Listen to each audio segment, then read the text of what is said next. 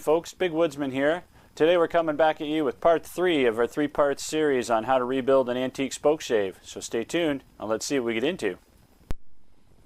So before we go ahead and contour our handle, we've just traced our pattern on, we're going to reshape the mouth of our spoke shave, and that will allow it to aggressively bite in. So we're going to reshape this mouth relatively flat with a slight curve to it. So that way when we're doing things like spindles, handles, axe handles, it's going to have a really nice profile. So I'm going to be using a modern spoke shave, and we're just going to start removing material.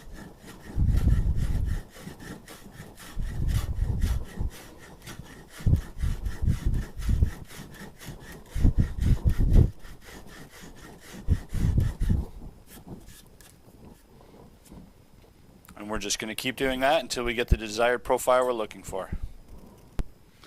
We've gone ahead and we've shaped the mouth of our spoke shave. We've used our modern spoke shave to remove most of that material. And now the next step is we're going to use our half round file and just to clean up the edges.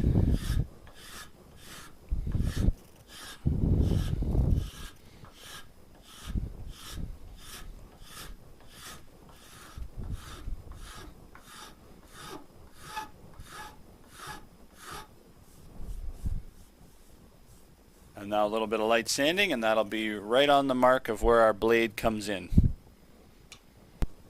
So we've gone ahead, we've made a throat for the shavings to come out, we've recessed in where our knife goes in, we've also cut the mouth, so now it's contoured. We're going to test fit our blade.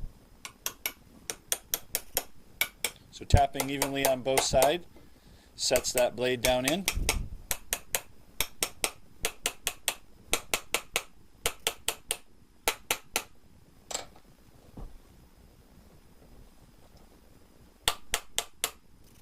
And we want to set it evenly across the mouth.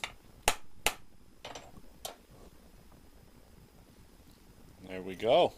And now we are going to test that and see how well we made out. So here's a leftover piece of black cherry that we used for the handle. So let's see how we do.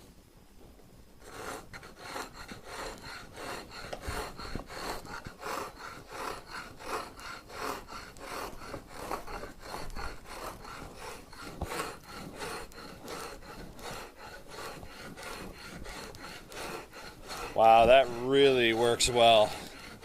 That's rounding that stock beautifully. And we haven't even put a handle on it yet. Chips come out the throat perfectly, just as they're supposed to. Man, that's fantastic. So the next mission now is to craft the handles and put a nice finish on this.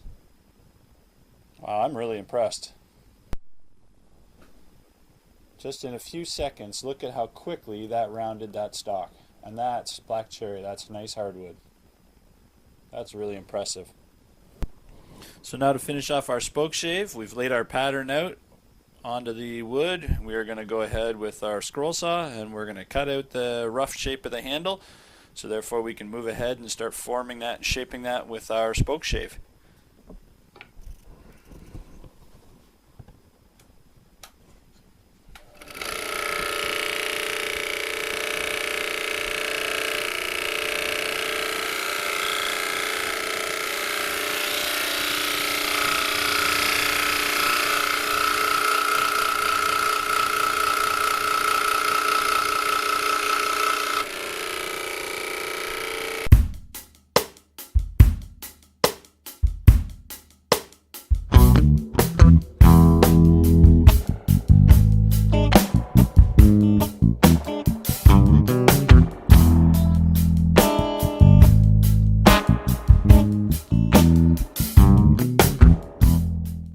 So there we've gone ahead, we've roughly shaped our handle. We're going to do the exact same to the other side and then come through and we're going to shape that for nice grip.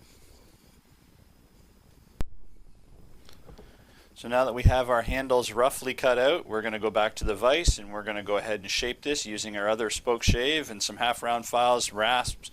We're going to take this down to a nice contour.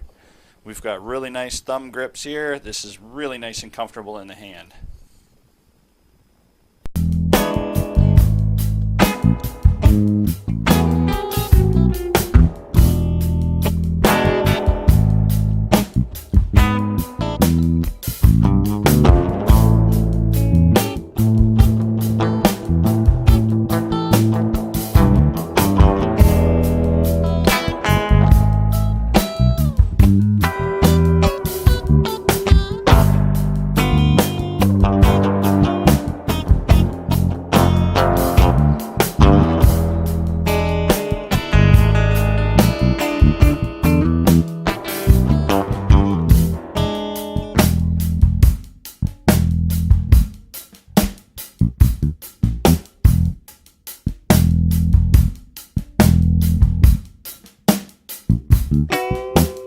So we've shaped our handles. You can see that it's relatively roughed out. It's pretty smooth, and now we're going to go ahead and we're going to start sanding this, and we're going to start hand sanding the contours. We're going to start with 120 sandpaper, then go to 220 and finish it off with 320. And then once we're done that, we're going to stain and oil it.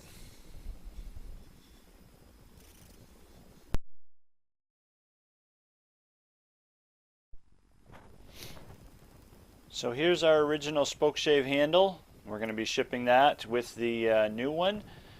Here is our finished completed Spokeshave handle. Nice and smooth. We're going to stain that up momentarily. And then of course our blade that is nice and sharpened. And we're going to set that in there and mount it once we finally get everything stained and sealed. So the stain we're going to be using today is Puritan Pine. I find it just gives a nice light golden color. I use it on most products. It just brings out the grain very nicely.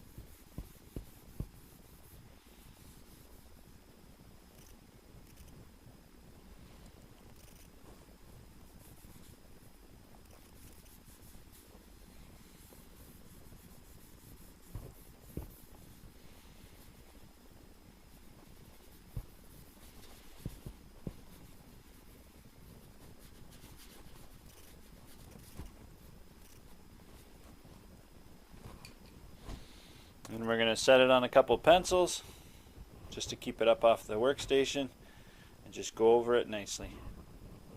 And there we are. So here is our completely reconditioned Spokeshave. We've taken the original handle, our antique handle, we've taken the blade out, we've completely flattened, honed, and sharpened our original blade, and we've mounted it into a brand new handle. You can see it's really nice, ergonomically correct, fits the hands well. It worked extremely well. You saw earlier in the video that it paired off wood really nicely. This is the first one I've ever built, and I'm really pleased with the way it turned out. So for that lucky winner that's going to get this, I think it's going to serve them well in their shop for a lot of years. So remember, if you want to put your name in the draw in order to potentially win this bad boy, go on bigwoodsman.com, follow all the steps, and hopefully good luck. It's a nice piece to have. So as always, it's life out there in the woods. See you out there in it.